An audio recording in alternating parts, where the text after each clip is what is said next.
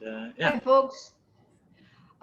We've had the opportunity this semester to do some conversations about things that are important to science literacy and to partner with UC Davis groups on some of those conversations. And this is one of those partnerships.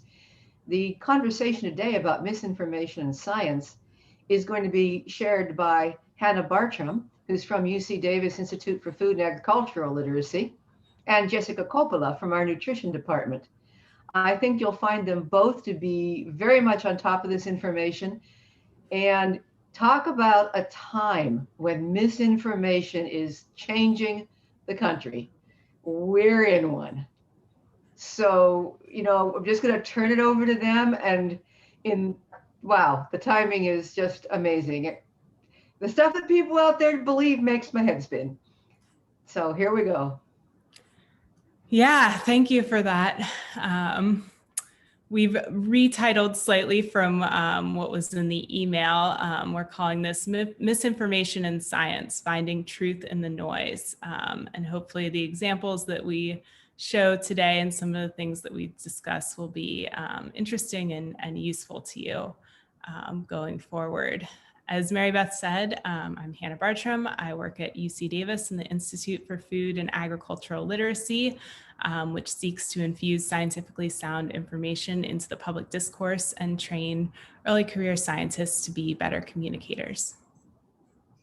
And I know many of you. I'm Jessica Coppola. I teach both nutrition science and gerontology. And I am by no means an expert in this field. I was asked to guide a conversation. So we're going to walk you through some examples, talk through some things, but we'd like it to be very informal. If you want to unmute yourself and contribute or participate, this is very much a conversation amongst peers. So keep that in mind. Don't feel you have to save it till the end. You're welcome to, but you can participate as well. So let's get started, Hanna. Okay. This is a quick snapshot of what happens in a minute. 190 million emails sent, 19 million text messages, 4.1 million Google inquiries, almost 200,000 people tweeting, 4.7 million YouTube videos viewed. Things are moving fast and probably even faster today. And it can be tough to break through all of this.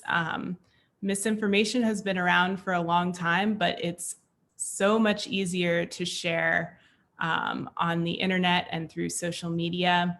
And that's really changed the conversation and in a lot of ways, not for the better. So when we began to dive into all of the wrongful information out there, we realized there's lots of different names for it. There's misinformation, which is kind of a general term for lots of false information that's being spread, regardless of any intent, right? And then there's disinformation, malinformation, right? That's purposefully spreading falsehoods. Sometimes there's accidental misinformation where you're sharing something, you're trying to do something good, you're trying to share with friends and family, but you're sharing something that's incorrect. So we're going to focus on just the general term misinformation, and some of the examples that we're going to give. Some of them are, it's not even clear, is the person trying to mislead or not? But in general, we're going to focus in on wrongful or false information that's being spread, regardless of what its intent is. So who is spreading false information and why? There are a lot of different actors in the space that are sharing misinformation. It could be promoting self-interest at the expense of others, for example, scams, building large followings online in order to generate income and profit.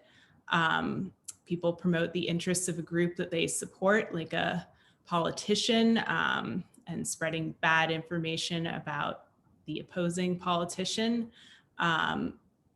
There are plenty of trolls motivated by malicious intent that are just trying to derail the conversation, extremists advancing agendas of hate. And there are plenty of people that are genuinely concerned for the well-being of others. For example, with a sincere desire to warn others about a possible threat without fact-checking the information that they share. And we can see this, for example, in the case of the coronavirus pandemic. All of those motivations are playing out.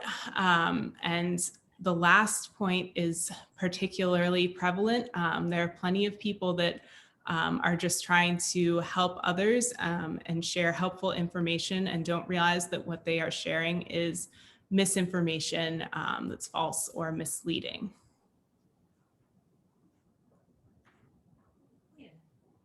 Which leads us to the term confirmation bias.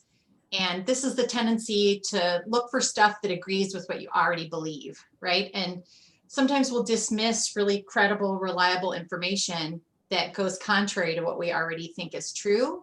And the opposite is also true. We will often accept things and believe things and pass things on that already are in alignment with what we think, even though they might be fake.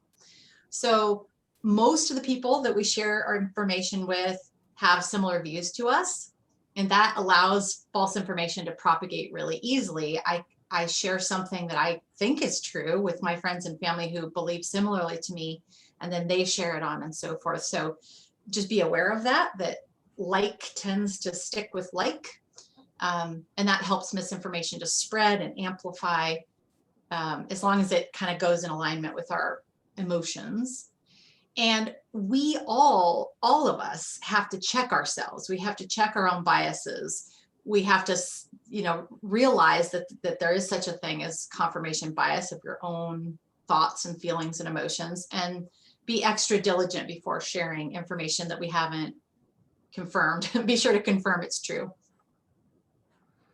Yeah, and this leads to the phenomenon of an echo chamber on social media where you have kind of formed a network of like-minded people in your feeds, and that information resonates with everyone's own confirmation bias and gets shared back and forth and spreads even farther. And there have been plenty of studies that show this, and it's really easy to fall into this trap. We all do it. If you see something that resonates with a belief that you have, it's easy to want to share that quickly before checking whether or not it's 100% true. And so that leads us to red flags. And we're not going to be able to cover all of the different red flags of what might be misinformation, but we've chosen a few examples to go through and show you, and made an incomplete list that we'll walk through, but jump in if you have any examples of these or other red flags that come up when you are evaluating a source or piece of information to see whether it is valid. So we'll start with images that don't depict what they say that they depict, or something that is being presented as current information that is actually much older. An example of this from a few years ago with Hurricane Sandy are images that circulated around the web that were purportedly from Hurricane Sandy, but were often not. BuzzFeed collected 11 of these often shared images that are a combination of Photoshop or misattributed or from an older event. And this is nice because BuzzFeed News did some of this legwork in this case for you. But if you encountered an image that you were not sure actually was from the source that is being said, or there is no source and you're curious what the source is, a good way to look at it, evaluate the validity of it, would be through a reverse image search on Google. So that can be done really easily if you're using Chrome as your browser. You just right click on an image and you can search it in Google Images. If you're not using Chrome, you can still do it. You just need to get the URL of that image and run a reverse image search on that, or you can upload an image and search on it, and Google will pull up results that are similar or the exact same photo. And you can take a look at when and where those were published, and often find some clues about where this information is actually coming from. But the easiest thing to do is to look and see if anyone else has fact checked it, because there are plenty of great sources out there that do investigations of images that circulate, and will pull together that information. One of the guests just mentioned that it reminds them of a picture of a shark jumping out of the water, attacking a helicopter a long time ago. That was quite funny, and there's a link posted. So this is yet another example where the first picture shows us a mine where lithium is extracted for electric car batteries. And here is this idyllic, beautiful scene where oil is being extracted from the ground. And of course, this Facebook group where it was originally posted is trying to suggest that electric cars are as polluting, if not more, than the oil industry, which is a debate of its own. But when you do that reverse image search that Hanna referred to, you realize that this image actually is not where lithium was extracted. It was a copper mine shown over here. And that although this is a piece of an image of an oil mining site, it's a very narrow view of it. It's just one small portion. Whereas if you expand out at the picture on the bottom right, you can see there's a lot more devastation to the environment around that area. So oversimplification for sure in the bottom, and then completely just falsehood in the top. Yeah, and memes are a great way to quickly share information, and they can often be false. Visual images really resonate with people, and throwing some words on it is really easy. And generally there's no sources listed, so this can be a great tool to evaluate.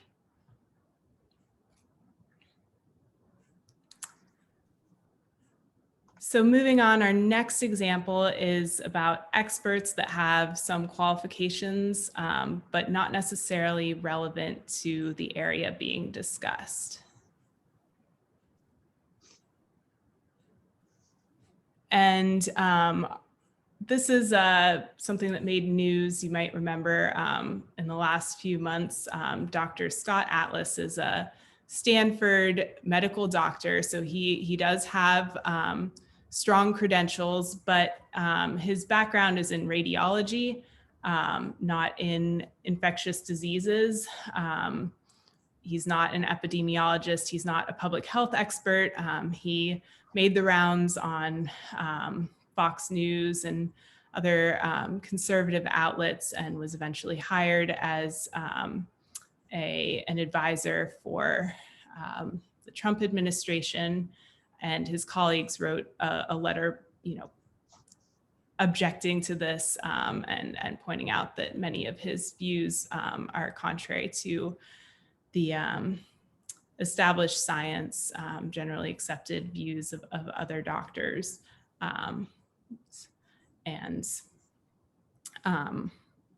That's an example, a pretty high profile one, of somebody who does have credentials, but looking carefully at it is maybe not the best person to be advising on this particular topic. So as a person who teaches within the health fields, especially within nutrition science, there are many people who consider themselves to be experts in nutrition, even people ranging from, health gurus or personal trainers, or all kinds of people that are saying, take these mega dosages of vitamin C and it's going to be really good for you, when in fact the science shows clearly that's not good for you. If there's too much of a good thing. So lots of examples in the health fields about diet and exercise and all kinds of things where this happens a lot.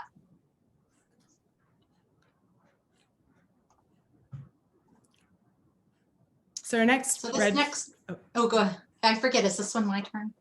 Yeah, I think so. It is, okay. So the next red flag we want to discuss are websites that look legitimate and they may be really similar to the actual websites, very trusted websites, government websites, things like that. Even can have similar URLs, similar logos, similar icons, but they're not real at all. They're meant to mislead you. And so we have an example of that. This is a website called EPA Facts. As soon as you see EPA, what do you think? Environmental Protection Agency, right? But this is not the EPA. If you look closer, if the URL, for example, it says epafacts.com. It's not a .gov website. And then if Hanna reveals the real EPA website, you can see they've copied that logo very closely. I mean, it's not identical, but it's close. And so obviously this one is misleading, and it would be very easy to mistake this for the actual Environmental Protection Agency. So that leads us to spoof sites, which have similar URLs to real sites, like adding a .co to the end of it, or changing a few characters. There are other website hoax sites that simply masquerade as legitimate news sites. For this example, I've chosen Now 8 News, which is designed to look like a website for a local TV station. And in this example here, COVID-19 found in toilet paper. It shows some of our other red flags here. There are no sources listed at all. In this article, there's nothing hyperlinked, nothing at the bottom, no author listed. It's just posted by Now 8 News. And there are a few websites that will collate lists of these illegitimate sites, although it's hard to keep up because these pop up all the time. They're taken down. They can especially be insidious being shared on social media where a link might be truncated or clipped, and it's not as clear that you're not going to the real ABC News, for example, you're going to a spoof site. And this is also a great way to share clickbait headlines where folks don't read the entire article. Sometimes satire gets shared like that. Satire sites are designed to look like news sites. That's part of their satire, how they present themselves, but they can be shared as legitimate if people don't read beyond the headline. The last group of kind of website things are groups that sound very legitimate, but have very few members, and the rest of the content from that source doesn't pass what we're referring to as the smell test. There's little indicators that there's probably something amiss here. This is a website for the Association of American Physicians and Surgeons. Looks pretty prestigious, but if you dive deeper, you find they only have 5,000 total members out of our over 1 million doctors. And when you dive into their content, you find anti-vaccination articles. You even find articles questioning the link between the HIV virus and AIDS, as though there might not be a link there. So it definitely doesn't pass the smell test and has very few members, whereas the actual, American Association of Physicians, has far, far, far more members in it. Here's an example of one of the articles. If you dive into that website, this has, is Barack Obama a brilliant orator or is he a hypnotist? And so again, not passing the smell test as you dive deeper into their content. Our next example of a red flag is when no sources are listed at all, or the links in the article lead to other questionable sources, or no author is listed. And the example I want to show you of this is a little bit more complicated. The Environmental Working Group, EWG, publishes their Dirty Dozen list on levels of pesticides on fruits and vegetables every spring. And this is something that may have run across your news feed. It's always picked up by a lot of media outlets, including plenty of reputable ones, and it also makes the rounds on social media. And diving into their shoppers list, I noticed a few things that jumped out at me as some flags on the content here. So for example, they admit themselves that the studies that they cite that discuss the positive effects of organic foods don't necessarily say conclusively that that's caused by lower pesticide exposures. They also admit that long-term clinical trials don't exist, so they're relying on observational studies. Another red flag is whenever just scientists are mentioned with no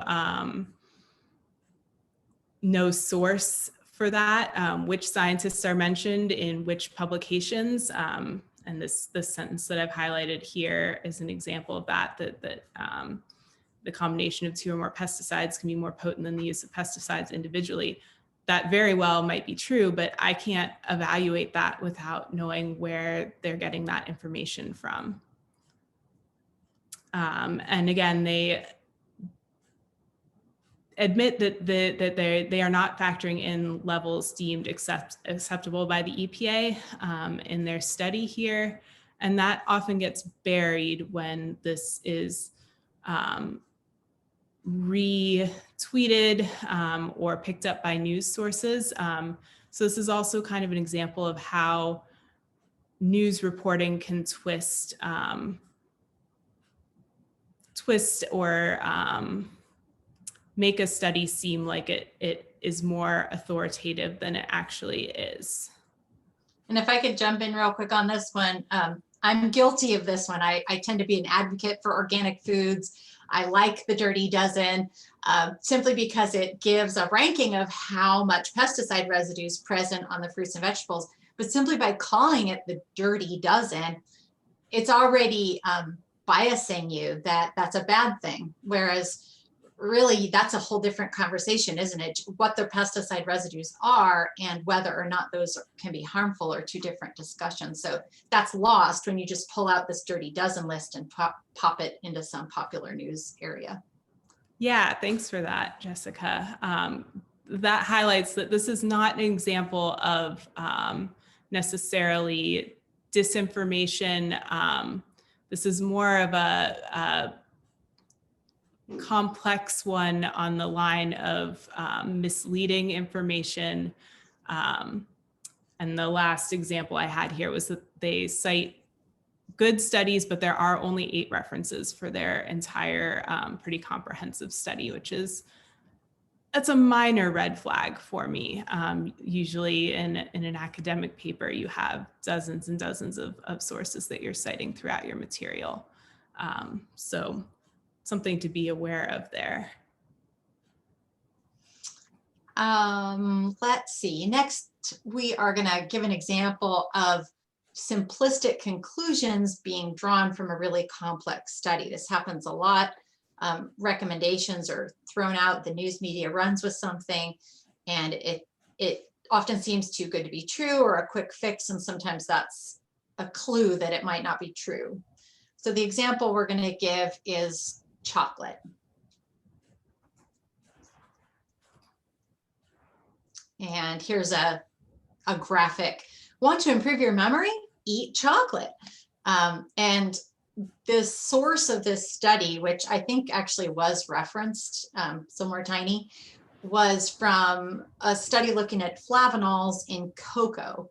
And as you probably know, when cocoa gets processed into chocolate, lots of damage gets done to the flavanols and the other phytochemicals. And by the time they're chocolate, there's really not much bioactive stuff left in there. It's even controversial whether the flavanols themselves are really effective, but the point being, you can't just run with this and say, eat chocolate, improve your memory. But the media is guilty of this all the time. And so you have to question it. That doesn't ring, that doesn't pass the smell test, really. It doesn't seem true that if I eat as much chocolate as I possibly want, it'll improve my memory. So as a good example for students, this type of thing comes up with red wine and dark chocolate and all kinds of things. Final example is research cited from non-peer reviewed publication or predatory journals. And predatory journals have been really exploding over the last decade. These are journals that accept and often aggressively solicit articles for publication with high author fees and little to no peer review or editorial oversight to check for plagiarism or ethical approval. And you're probably, you've run across these perhaps in your inbox, papers that you've never heard of soliciting contributions from you on a short timeline, and whatever you want to submit, and it might not even be in an area where you have any expertise. There's not really a universal consensus on how to define these. There are several different lists that have been put together to try to keep track of predatory journals. But this graphic on the right here shows a paper that had looked at several of these lists and the journals, I think specifically in biomedical research. And there wasn't actually that much overlap. A lot of them categorized journals differently. So it can be challenging. Probably the best advice is to just keep track in your own discipline of what journals are high quality. You can certainly check metrics like impact factor of journals, although those are self-reported, so they maybe aren't perfect. And also for newer established journals that have just come out in the last year or two, they might not have a high impact factor yet because there haven't been that many papers in them yet. If you know of any other resources for checking the validity of scientific publications, let us know in the chat, or you can unmute yourself and let us know, because this is a kind of an open area and something to be aware of. I'm going to jump in real quick with one of our guests says, I always tell students to check the D's, the date, the data source, and the definitions used. Sounds like good advice. And then in reference to relying on somebody who's not an expert in a particular field, but is an expert in some kind of field, relying on a radiologist for epidemiology advice is like asking an oral surgeon to take out your appendix. True. And then duh, we all know that Barack Obama is a hypnotist, so.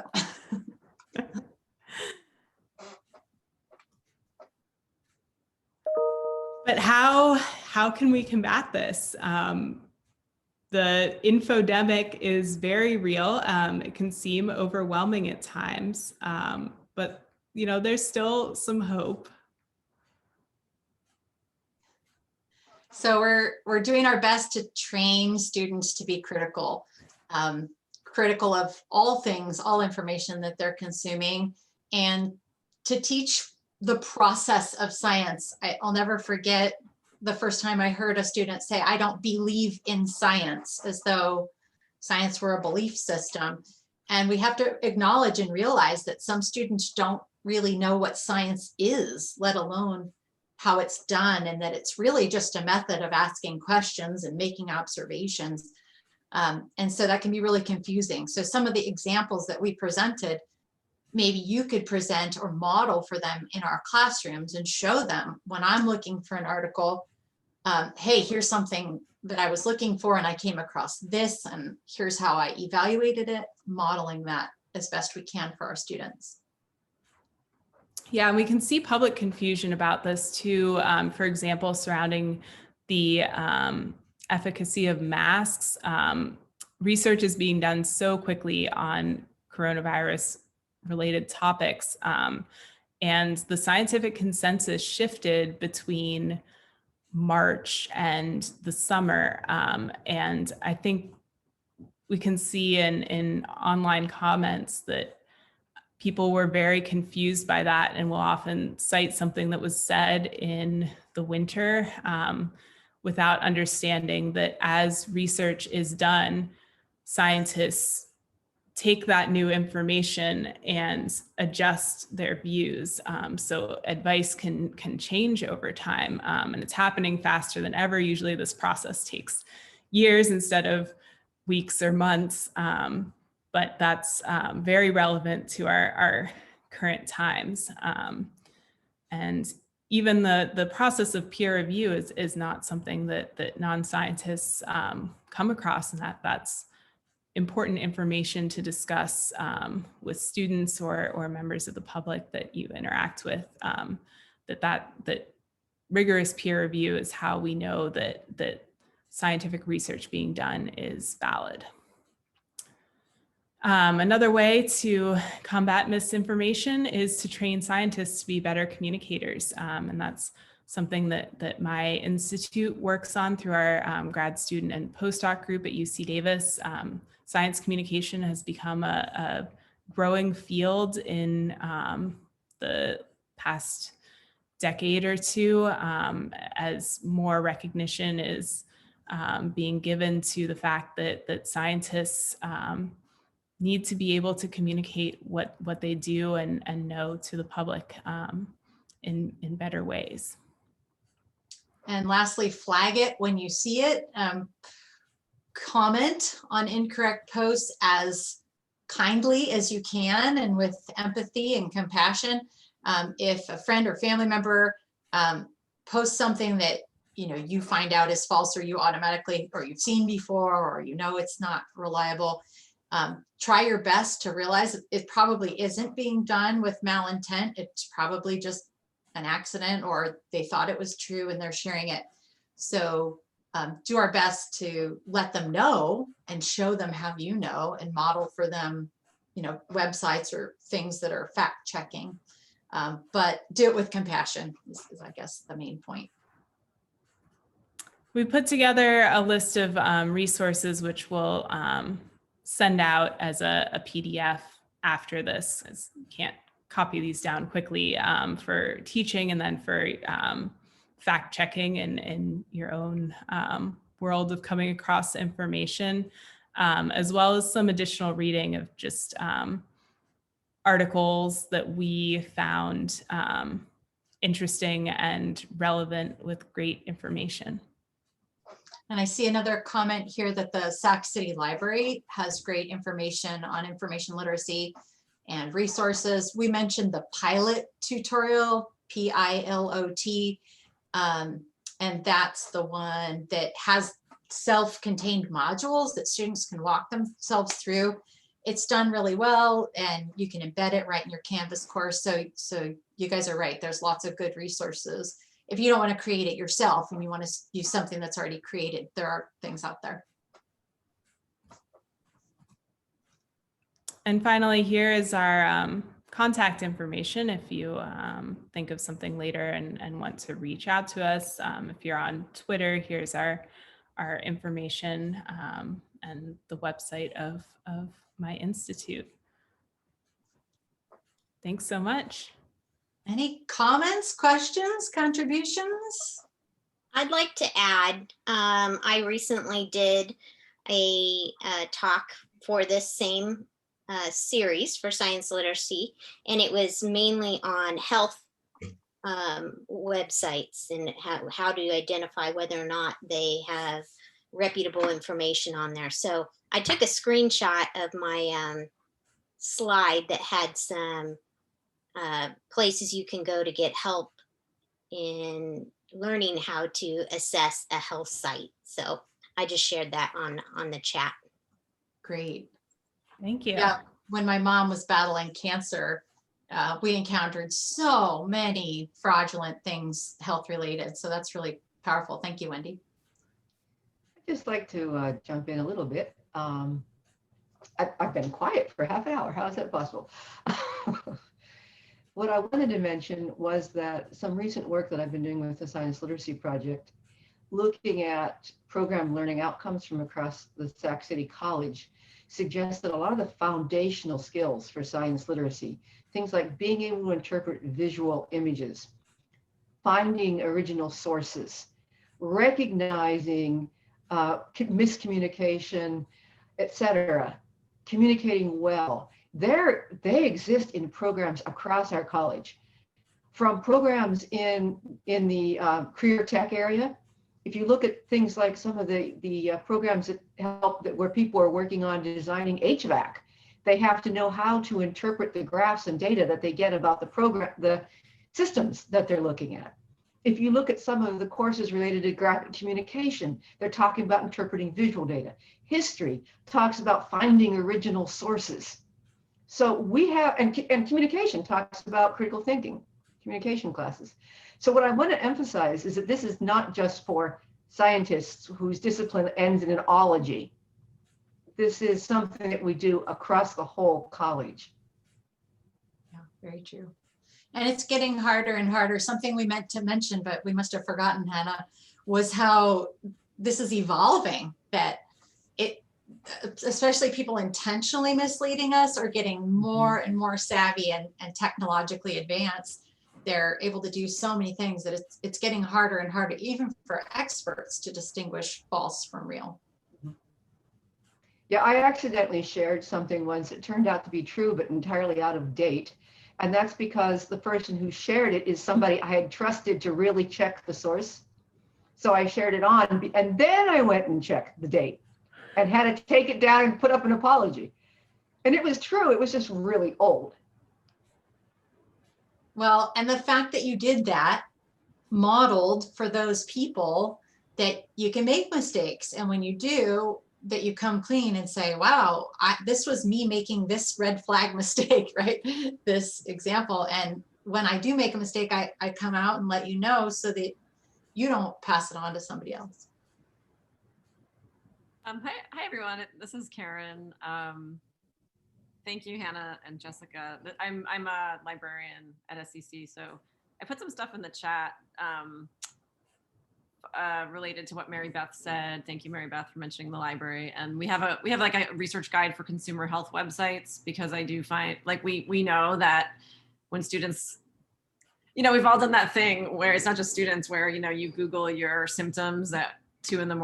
and you find a WebMD website, and it's not like WebMD's bad. It's just like there's a ton of ads. It's not active misinformation, but it's like clickbait everywhere, right? So these websites on the guide are really great. And then it was interesting what you said about mentioning, like, social media and confirmation bias. And there's a TED talk I'll put in the chat. I've used it in my Library 318 class before, where this guy is talking about filter bubbles. So it's pretty nefarious. Like, and this is kind of an old TED talk, but it's still true.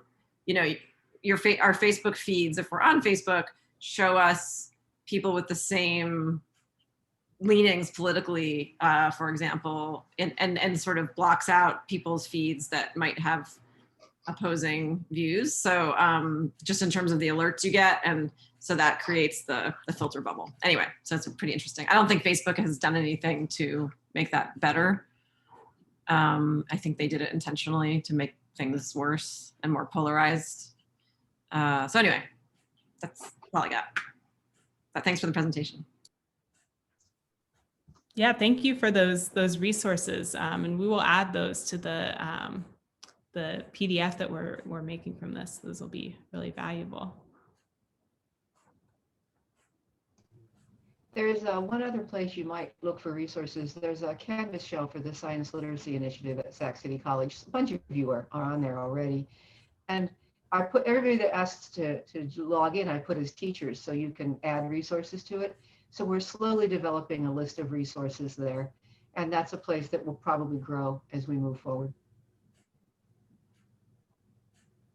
Craig, I know you want to say something. No?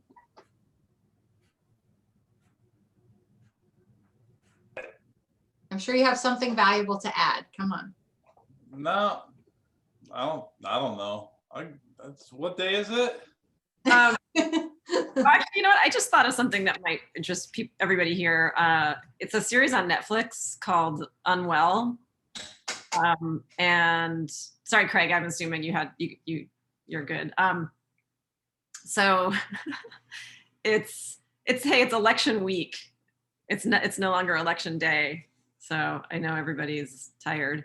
So anyway, there's this thing on Netflix called Unwell, and it's like a mini documentary series. And there's one on essential oils, and there's like tons of false health claims made around, or misleading health claims made around essential oils. It's really interesting.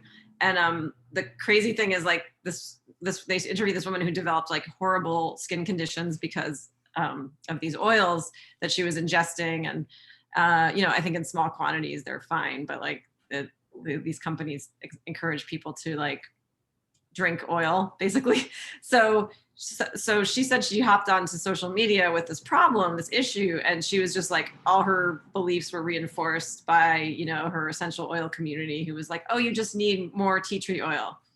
So she kept, consuming it. And then finally, when she quit, she got better. But it's just a great example of how, people are sharing, like you said at the beginning, Hannah and Jessica, like, people share these things to be helpful. Like same with anti-vaccine stuff. They're like, oh, there's a link between, autism and vaccines, and there is no link. So yeah, it happens a lot with health information. It's scary. Yeah. In Canada, they've started the Natural Medicines Database. I don't know if you guys have heard of it. It's accessible through the Kaiser Permanente website when you go to Herbs and Natural Medicines. And you can actually look up what peer-reviewed research there is in the natural medicines arena. And I find it really interesting. I mean, in a single weight loss supplement, there can be, 57 active ingredients, and they dive into each one. They may or may not have interactions between that. Like, I wish that we in the US were doing a better job of, this whole essential oil thing. Sure, there may be some help for lice removal, but should you be drinking it? Right? Yeah, it's complicated. I teach a lot of non-majors biology, and I have had more than once a student say to me, if it's natural, it can't hurt you. And then I remind them that poison ivy is natural, and belladonna is natural, and deadly mushrooms are natural. And I'm showing my bias here. I love natural medicines. I love herbal medicine. And I know that the peer-reviewed literature in that area is pretty small. But I do think there might be roles for it, but over extrapolating it into it cures all if I, or any plant I eat is safe. No. Well, I think that if it's natural, it can't hurt you shows how little they know about the natural world. Right. I mean, I've had to explain to students what a sparrow is. They really don't know what's out there. Craig is probably going to roll his eyes. I don't think his students have any clue either about, geography. They just don't know. They're not dumb. They just don't know. Welcome to my world. Yeah. Well, anything else to add, or shall I hit stop recording? No, well, if you're recording, then unrecord it so I can make my comment. Oh. I'm kidding. No, I appreciate What are you gonna say? Now I can't wait. I appreciate the info. I thought it was, cool. I didn't really have anything to say because I think that what you guys went through was really good, and I think we all, especially those that teach in the sciences, but like Mary Beth said, even other disciplines, we all deal with this at some point. Students send us stuff, or I don't know if I was just thinking about that. I think I have had less of those kind of conversations in the remote world. I don't know if it's in terms of the material that I present, or if I'm presenting it differently, but I do know that some of my other colleagues have had extensive, usually for us, it's the evolution stuff or age of the earth stuff that, brings those out. But I don't know, that's one thing that came to mind, is that it really has changed in terms of my classes. I feel that I haven't, and I'm thinking I'm going to have to figure out another way to get to that, because I feel like I got to that fairly readily always in class, but it doesn't seem to be something that I maybe did well to try to, you know, kind of say, hey, you guys need to not only know this, but think about it, think about scientific stuff. So thanks a lot, you guys. You gave me more work to do. Yay, good work that needs to be done.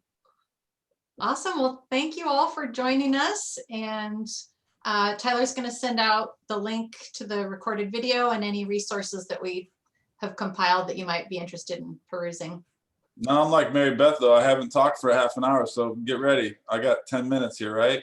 But I did want to, and I know some of you saw it, and I know I spammed everyone, but kind of along the same lines, I guess. But the club that I advise has got a speaker tomorrow at 3. If you saw that. So I don't know if you get that to your students. I don't know what it's going to be about, or I mean, I know it's going to be about. I don't know how it's going to be. So it could be a hoot, could suck. And actually, I'll be sending out something else. If anyone remembers, we try to do a Geography Awareness Week speaker. And actually, I just got off the phone, and that one opportunity that this affords is I'm actually able to get my advisor, who's at Trinity College on the East Coast. He's going to do a talk for us later this month. So I don't know what that's going to be about yet. Something about urban African stuff, I think. We'll see. So get ready for the flyers. Craig, send me the info, and I'll put it out to the science literacy group, and you know, one more chance of saying, hey, look, stuff. All right, cool. Liz, Tanya, anything? Very informative. Thank you so much. It's my first time, but it's very, very informative. I have to leave right now, have a scheduled appointment with my students, but I'll come back again to you. Very nice. Thank you so much. Thank you. And I want to thank Hanna for joining us. We really appreciate it. Stick with the partnership. I think this little seed that we're planting here will grow. And especially as we move forward and people either adjust to the current online work or eventually we get back to face-to-face, I think that we're going to really be able to grow this.